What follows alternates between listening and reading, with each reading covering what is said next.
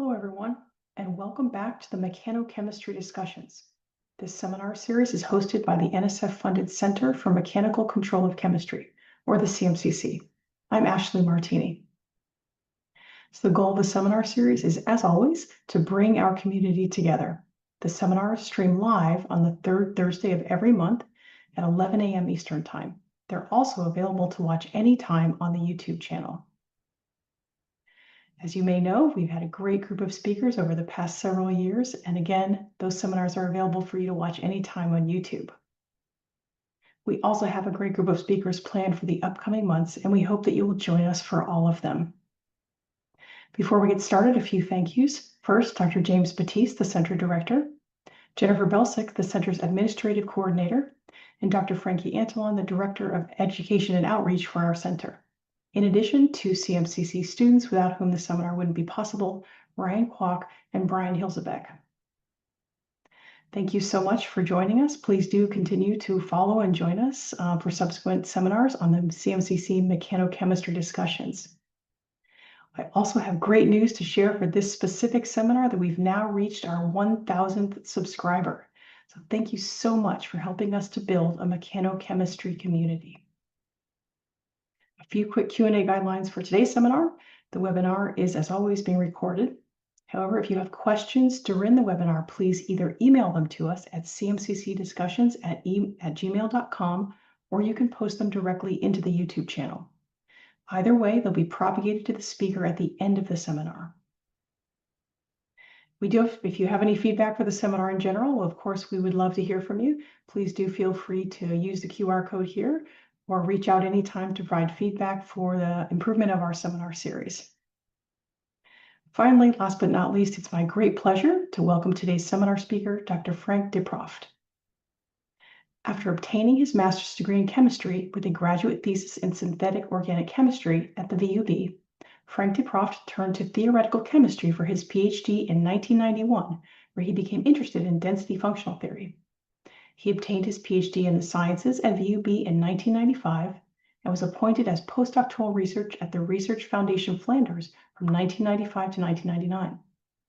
In 1996, he conducted a postdoctoral stay in the group of Professor Robert Parr at the University of North Carolina at Chapel Hill, funded by a Fulbright Award for Research and a NATO Fellowship. In 1999, Professor de Proft got tenured at the VUB and subsequently went through the ranks associate professor, professor, and full professor.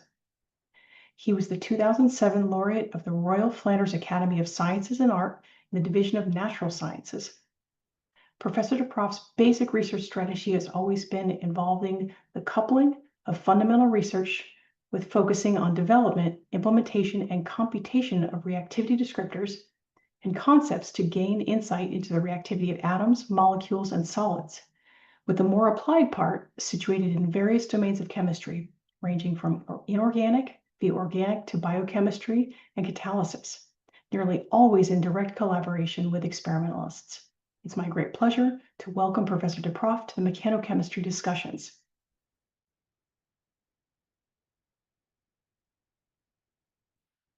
Okay, so thank you very much. First of all, I would like to thank the organizers for giving me the opportunity to give a talk here and this mechanochemistry discussions.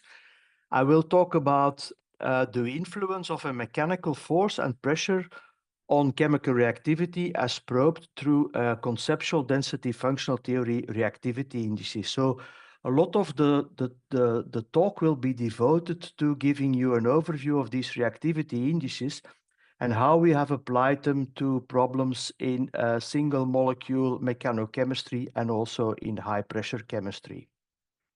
So this talk indeed focuses on chemical concepts from quantum mechanics that we use to probe chemical reactivity.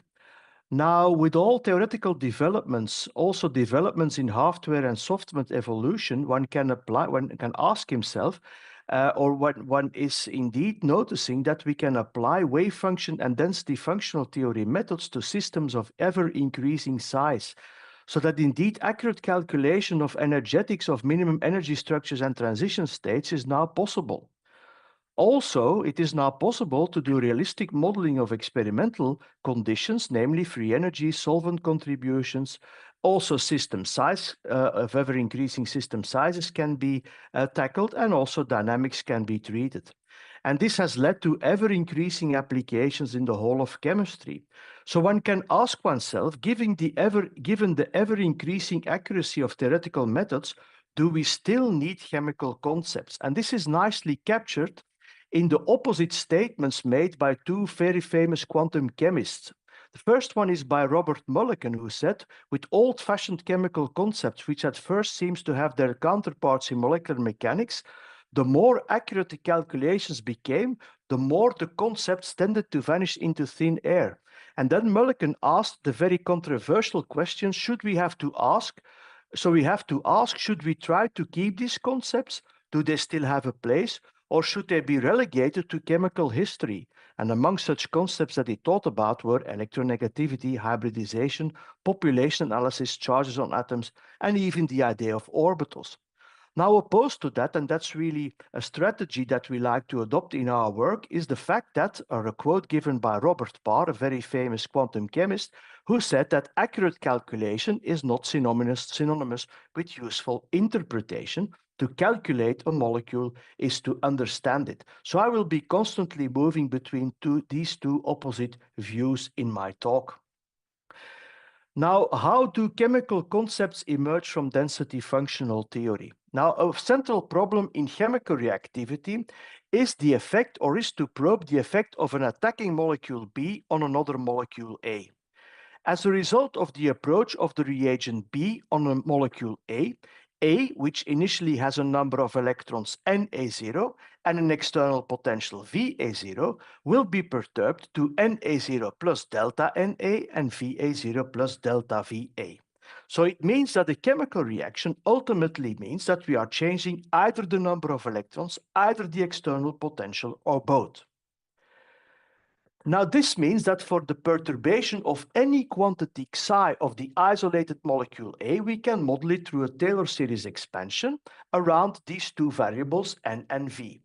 This Taylor series expansion will, of course, be the most accurate along the initial stages of the chemical reaction, namely the onset, or for very weak interactions. And one can then write up this up to second order, this perturbation expansion for psi, where you see a number of derivatives occurring. And now the central idea is that these derivatives, which we call response functions, can be identified with interesting chemical quantities. This is the Taylor series expansion for the energy, namely the energy at Na0 plus delta Na and Va0 plus delta Va minus the initial energy can be expressed in this Taylor series expansion, where here I have stopped after second order. The first order derivative of E with respect to N is the so-called electronic chemical potential, or the negative of the electronegativity of the system, the propensity of an atom in a molecule to attract electrons to itself.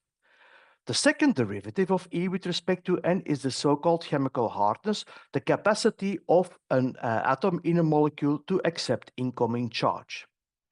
The first order derivative of E with respect to V is the electron density of the system, the central quantity in density functional theory. And the first order mixed derivative is the so-called Fukui function, a generalization of Fukui's molecular orbital frontier molecular orbital reactivity index, probing the system's propensity towards the attack of an electrophile or a nucleophile. The final derivative here is the so-called linear response function. Now, this approach has been termed by Paul Ayers, one of the main contributors to this field, as the perturbational perspective on chemical reactivity.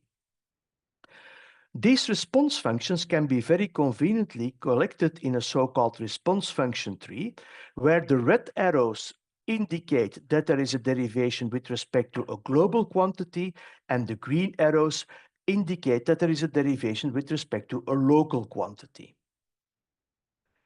Now, this perturbation series is usually or is commonly truncated after second order. However, sometimes also third order properties are important. An example of that is the dual descriptor, namely the derivative of the Fukui function with respect to the number of electrons.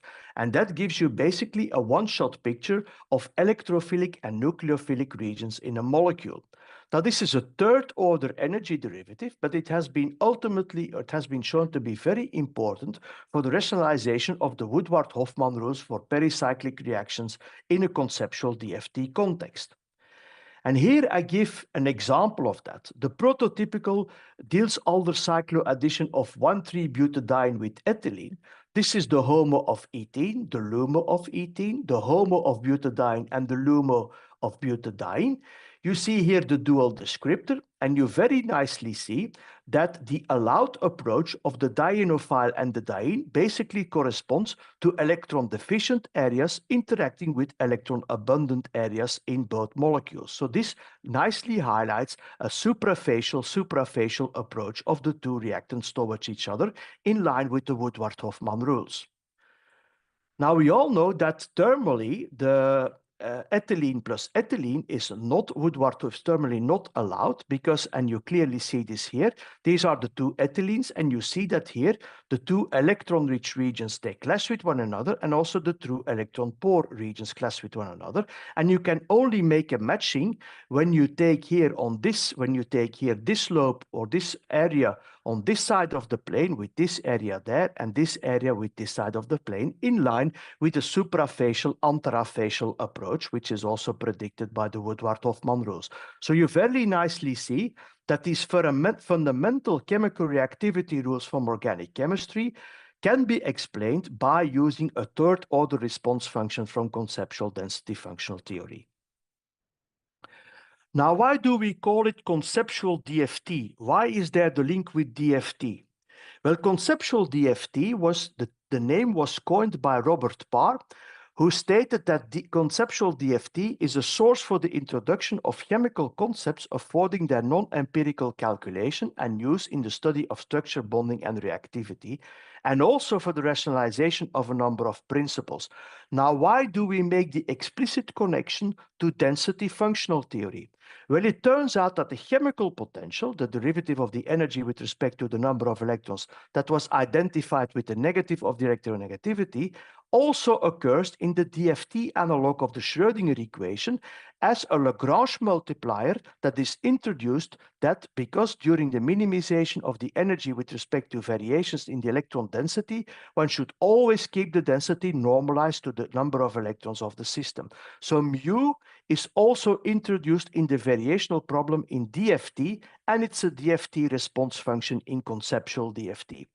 Of course, the other first order derivative, the electron density, is the central quantity in DFT. So you see that two of the response functions that occur, mu and rho, are the two basic ingredients of time-independent DFT. So that's where the name conceptual DFT comes from. Now, a few years ago, it was attempted to make, let's say, a mission statement of conceptual DFT, so that the aim of this theory could be described as developing a non-empirical, mathematically and physical sound, density-based quantum mechanical theory to be used for interpreting and predicting chemical phenomena, in particular chemical reactions. And that is what we will indeed do in the case of mechanochemical reactions and also in high-pressure chemistry. Now, as you have seen in the response function tree, there are a number of quantities that necessitate derivation with respect to the number of electrons, the electronic chemical potential, the chemical hardness, and the Fukui function. Now, how do we tackle derivation of a quantity Q with respect to the number of electrons? Because it means that we have to take a derivative where we have to treat the number of electrons as a continuous variable. Well, Parr, Perdue, Levy, and Baldus, they looked at the dependence of the electronic energy on the number of electrons. And when they plotted, they found out that a plot of E versus N consisted out of a series of straight line segments with derivative discontinuities at the integer values of the number of electrons. These manifest themselves as integer discontinuities in the exact exchange correlation potential, a quantity that comes forward in the Kohn-Sham equations in DFT. As a result, the exchange correlation potentials on the electron deficient and electron abundant sides of the integer, that we call Vxc minus and Vxc plus respectively, will differ by some system-dependent positive constant delta Xc, the derivative discontinuity. Now, in addition, using the fact that E is linear with respect to n and Janak's theorem, the orbital energies of the n minus f and n plus f electron system become equal to the exact ground state vertical ionization energy and electron affinity, respectively, meaning that mu on the electron deficient side is minus the exact ionization potential of the system, and mu on the electron abundant side is minus the electron affinity of the system. Now, in practical applications, in order to compute mu, one uses the average of both quantities as an estimate of the chemical potential of the system. So mu0, the average of mu minus and mu plus, is minus I0 plus A0 divided by 2. And since mu is the negative of the electronegativity, this approximation naturally reduces to Mulliken's definition for the electronegativity as the average of I and A. Now, within the ensemble approach by Perdue and co-workers, the hardness would be 0 for non-integer n and undefined for integer values of the electron number. Now, how do we then obtain values for this quantity? Well, we use a finite difference approximation of the chemical potentials mu plus and mu minus. Indeed, one states that eta 0 is 1/2 mu plus minus mu minus, and we get I minus A divided by 2. And this is the original Parr and Pearson definition as the absolute hardness, the difference of I and A. Now, you can also get these estimates by assuming a quadratic relationship between E and N, for which arguments can be given by, among others, Ayers and co-workers. Now, often used alternative approximations are the chemical potential as the average of the HOMO-LUMO energy and the hardness as the HOMO-LUMO energy gap. This originates from a Koopmans type of approximation applied to Kohn-Sham HOMO and LUMO orbital energies. Now, if the quantity Q that we derive with respect to the number of electrons is the electron density, well, also there, Parr, Perdue, Levy, and Baldus showed that the electron density entering the definition of the energy function for a non-integer number of electrons is also an ensemble sum, given here.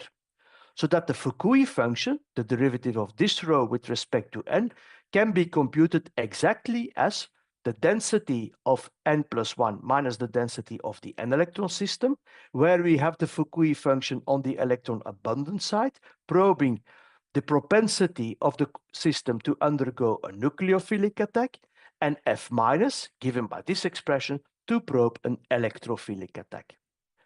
Now, often we are going to use condensed Fukui functions, basically meaning that we are integrating the electron density over an atomic region. So here you have F minus for a molecule A condensed to an atom K is the population of atom K in the n-electron system minus the population of atom K in the n-1 electron system.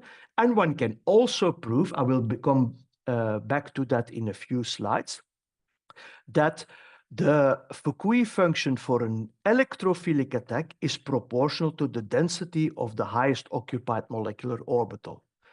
For a nucleophilic attack, this is the expression for the condensed Fukui function. And in the case of the frontier molecular orbital approximation, you see that the Fukui function for a nucleophilic attack is proportional to the density of the lowest unoccupied molecular orbital.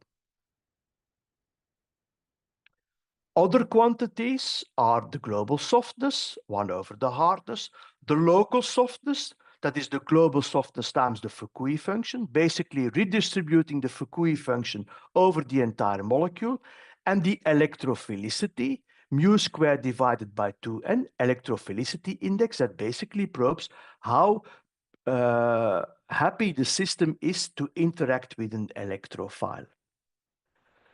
Now, the response functions that I showed you, they can now very recently also be computed up to second order in an analytical way through a couple perturbed cone-Sham approach. I'm not going to go into detail here, but here you find the references where these methodologies have been introduced. And just to give you a flavor on how that goes, this is the analytical expression for the Fukui function, where you see that the Fukui function is composed out of two terms, the frontier molecular orbital density and a correction term. So you very nicely see the connection here to the frontier molecular orbital approximation to the Fukui function. Exactly in cone-Sham, the Fukui function is this frontier molecular orbital density with a correction, an orbital relaxation factor. And here I give you what kind of integrals are involved here. You see, it is not so straightforward because indeed, this analytical expression also requires that you compute Fxc, which is the exchange correlation kernel, the second derivative of the energy with respect to the electron, with respect to, the derivative of the exchange correlation potential with respect to the density. So it's a second order derivative. And you see here that also orbital energies come into play. So one can now analytically compute these conceptual DFT quantities, although the calculation is more involved than with the standard ways that I showed you before. Okay, now, given the fact that we have an ever-increasing portfolio of reaction conditions in the endeavor of experimentalists to synthesize new molecules with unprecedented properties, we wanted to have a look on how these conceptual DFT reactivity indices are influenced by new external variables that allow, let's say, tuning reactivity. So we wanted to see how a mechanical force influences these reactivity indices and also how pressure influences these reactivity indices. And the first thing we did basically was to have a look at a very simple series of systems, namely diatomic molecules. Because for diatomic molecules, we have a rather accurate expression for the potential energy surface, namely via a Morse curve. Now, when the black Morse curve here is the curve that you get for a diatomic molecule without an external force. When you add an external force, you see an evolution to the blue and to the red curves. Adding an external force to a diatomic molecule will change the potential energy curve. It will tilt the curve, making D smaller, so the dissociation barrier will become smaller, and the minimum of the curve will shift towards larger distances. There also exists a maximum pulling force. This is the maximal external pulling force that the molecule can resist. After that pulling force, one sees that the bond will rupture.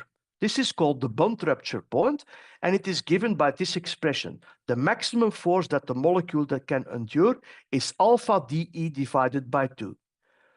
When you apply a force larger than this maximum force, there will be spontaneous bond rupture because the dissociation energy will be lower than 0 and no equilibrium structure will exist anymore. So we wanted to see how reactivity indices computed for these diatomic molecules are influenced by external forces. And for that, we used the so-called Kogev approach, which stands for constrained geometries simulate an external force. So what is the idea? We take a molecule in its equilibrium geometry and we elongate or we make the bond shorter, coming to a new bond distance r prime. The derivative of the potential energy with respect to r evaluated at the new point r prime is nothing else than the restoring force for the diatomic molecule to return to its equilibrium position, or it's equal to the absolute value of the force you had to apply to arrive at that new equilibrium position. So you can simulate the external force by imposing r prime as a new equilibrium distance, and by varying r prime, you can vary the external force that you put on a diatomic molecule.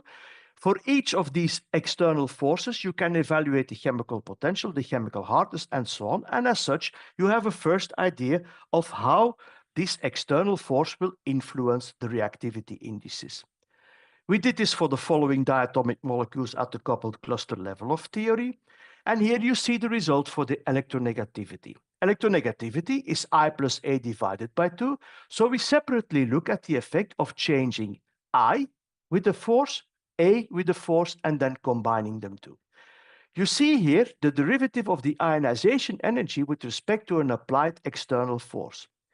What we see is that this response function is proportional to the change in bond distance when we go to the neutral to the cation.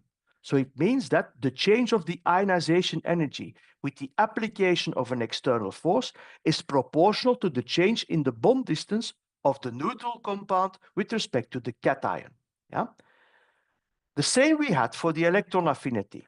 The derivative of the electron affinity with respect to an external force is proportional to the change in the bond distance between the anion and the neutral molecule.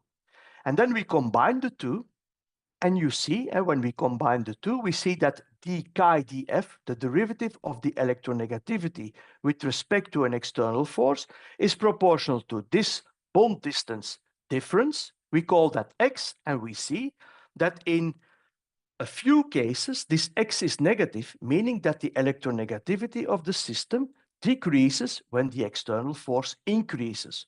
For the majority of diatomic molecules, we see that we have an increase in electronegativity with an increase in an external force.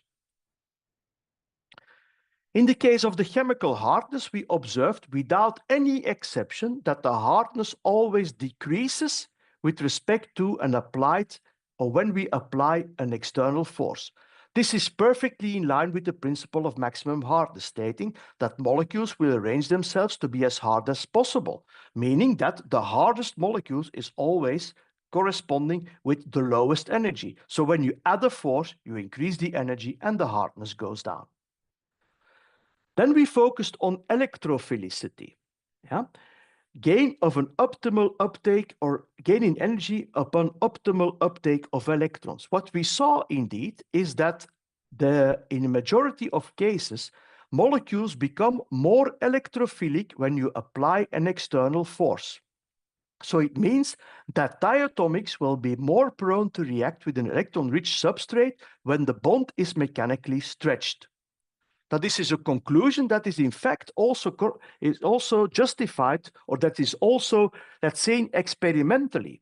In biochemistry, one has looked at disulfide bond in cysteine dimers, and one has observed that the redox potential goes up when you add an external pulling force. So it promotes reduction of a disulfide. And also the orders of magnitude with this pulling was in line with the orders of magnitude for E0 upon mutation of an enzyme. Now, since we have seen that the standard redox potential is proportional to electrophilicity, this is all, let's say, in line with each other. Electrophilicity increases with an external force, standard redox potential increases with an external force, and indeed those two are proportional to each other. So it very nicely confirms the experimental observation that the standard redox potential increases when you add an external pulling force. Next, we have extended our approach to an external, not stretching force, but a bending force. And there we looked at strain-promoted azide-alkyne couplings. This is a highly selective and bioorthogonal process enabling in vivo imaging of biomolecules using small probes. So what does it mean? It means it is the reaction between an alkyne and an azide that normally only proceeds with either increase of temperature or a catalyst. But when you use the highly strained alkyne, you can make this reaction go faster. So we wanted to simulate with bending forces if we could indeed find that the reaction would improve or the reaction rate would increase when you have a strain. So many computational studies indeed confirmed low reaction barriers in cycloadditions with cyclic alkenes The 8-membered rings being the most popular because it's very reactive, but on the other hand, also rather stable and still commercially available. So we wanted to make a connection between angular strain and mechanochemistry. And that's what we did with CDFT reactivity indices. And for that, we extended the GOGEF method for estimating the force on bond angles in strained cyclic systems. So what we did is we quantified the angular force acting on a triple bond in strained system by imposing geometrical constraints to a very small butane fragment, creating a bridge between angle-strained alkynes and mechanochemistry. So in order to, let's say, mimic the strain in this ring, we took this very simple model compound and we bended along the triple bond in order to mimic the strain here. Now, what do we see? We see, first of all, that when we increase the bending angle, that the global softness goes up, meaning that the global hardness goes down. And this is very logical in the sense that reactive systems have low hardness. So it means that when you change the angle, when you bend the angle, the system becomes more reactive. So the chemical softness increases, the hardness decreases as a function of deviation from linearity. And we also did that for the Fukui function and the local softness. And on the final graph here, you see that the local softness for the attack of a nucleophile indeed nicely goes up when the angle increases, meaning that when the strain in the ring increases, indeed the reactivity is also increasing. So the increased reactivity of strained alkynes also has to do with reduced deformation energy of the reactants, but also with more stabilizing orbital interaction energies, as you can see here with the increasing local softness on the atoms in the molecule. Now, in the group, we have done, let's say, more applications on mechanochemistry and also the link between reactivity indices and mechanochemistry. And I give you here the abstract of a review paper that we wrote some time ago that basically highlights those other applications. So if you are interested, please have a look in this paper to see other applications that we have done in the group. And I will finally come to a related topic, namely CDFT under pressure. Namely, how can we can we probe the effect of pressure on chemical reactivity through conceptual DFT reactivity indices? Now, high-pressure chemistry offers a range of possibilities to control chemical reactivity, and one can nowadays obtain pressures higher than 100 gigapascal with diamond anvil cells using flattened diamond tips. And so experimentally this is possible, so this calls for a theoretical support. Now, the influence of pressure on electronic reactivity effects on a molecular scale is much less explored, and that's actually what we wanted to do. So we combined CDFT with XPPCM for simulating pressures in the gigapascal range. And we first did that with the very simplest system, namely atoms. And we did that for the atoms of hydrogen up to krypton. So first of all, like in the mechanochemistry work for diatomic molecules, we looked at ionization energies and electroaffinities, where we have two approaches. I will not go into detail, but I will focus here on the isochoric approach, basically meaning that we are placing the neutral system and the ionized or the anion system into a cavity with the same cavity radius to mimic the pressure. And this is the ionization energy for the elements. What you see is that the ionization energies all decrease with increasing pressure, but that the ordering in the trends is retained, and that there is a decrease along a period. The earlier elements in the period are prone to the largest changes of the pressure. For the electron affinity, there is an electron gain upon an electron uptake decrease. The electron gain upon electron uptake, decreases, and they even become negative, so spontaneous detachment of the excess electron above 40 gigapascal, except for the halogens. For the electronegativity, we see a decrease of electronegativity with increasing pressure, and the decrease is much higher for electropositive elements than it is for electronegative elements. We have here a lack of major crossings. Why? Because we did not go up to pressures high enough in order to have configurational changes in the atoms that we are considering. Next, we looked at response functions. How does electronegativity change with a change in pressure? We can here do the derivation. dp of the electronegativity is 1/2 d of the ionization energy with respect to pressure plus d of the electron affinity with respect to pressure. Now, since the EdP is nothing else than the volume, you can relate the change of the electronegativity of the element with respect to pressure up to the change of the volume upon ionization and upon attaching an electron.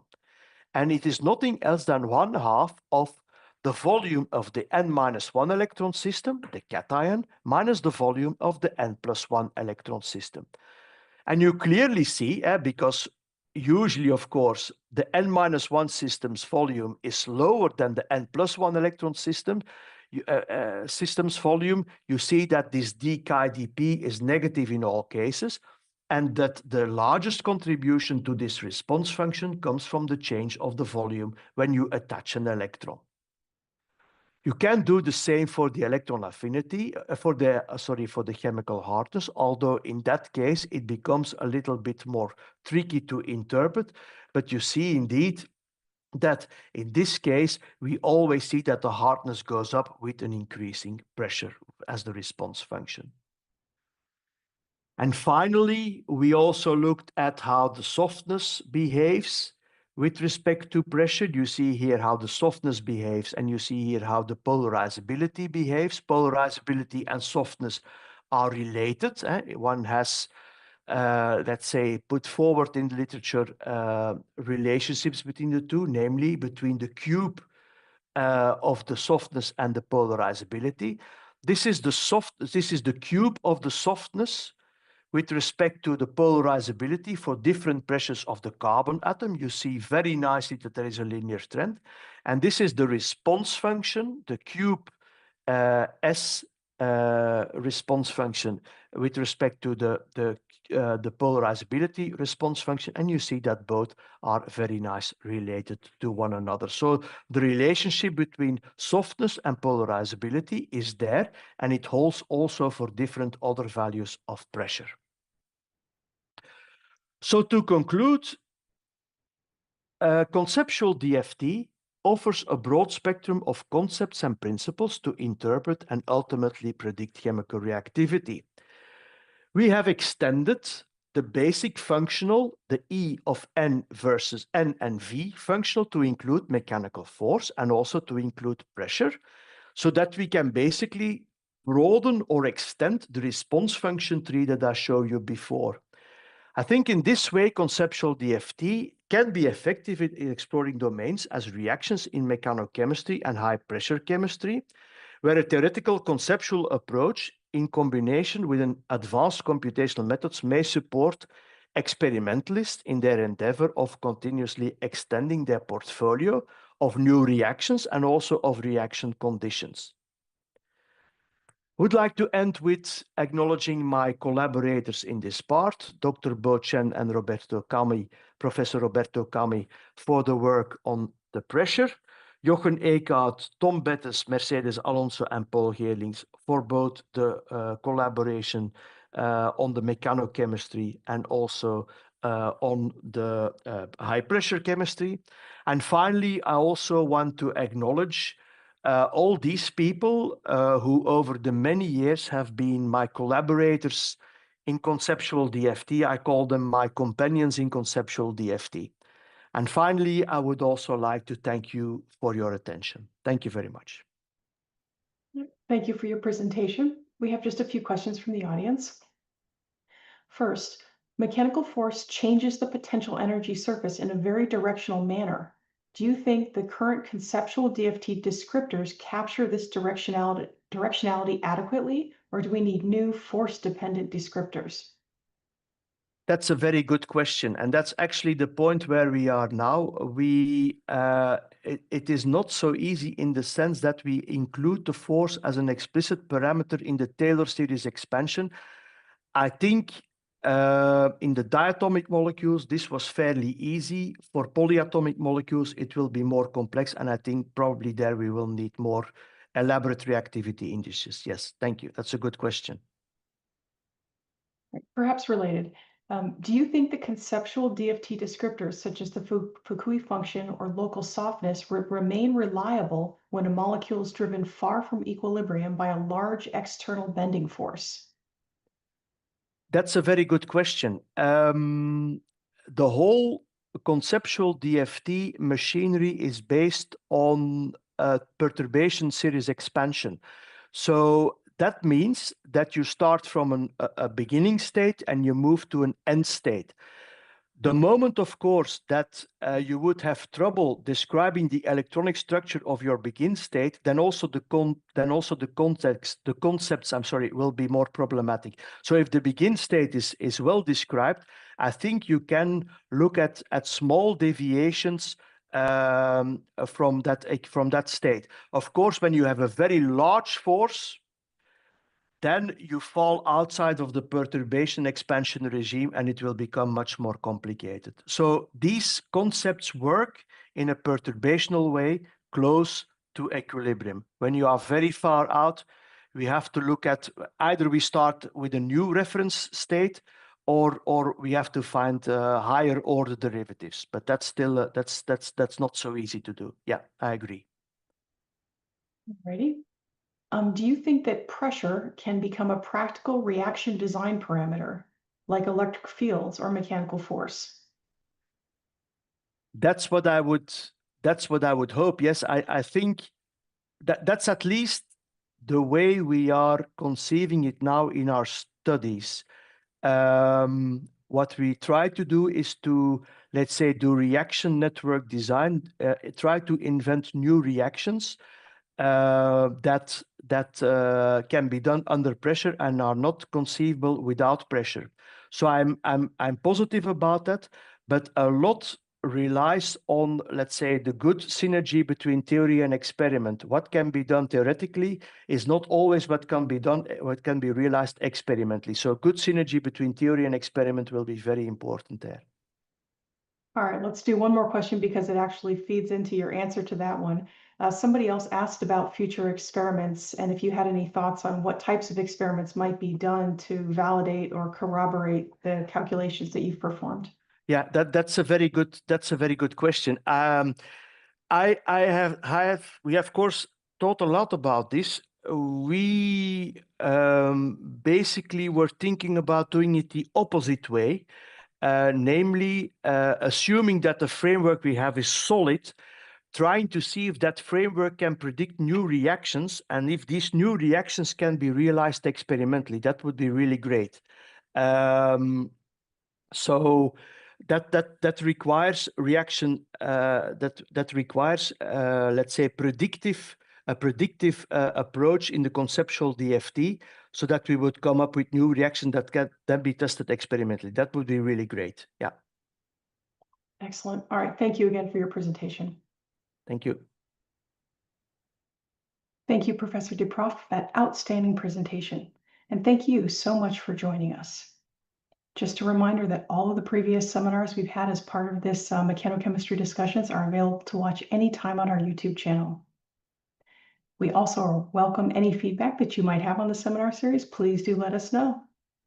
Finally, we have a great group of speakers planned for the upcoming months. We hope that you will join us for all of them. Thank you again.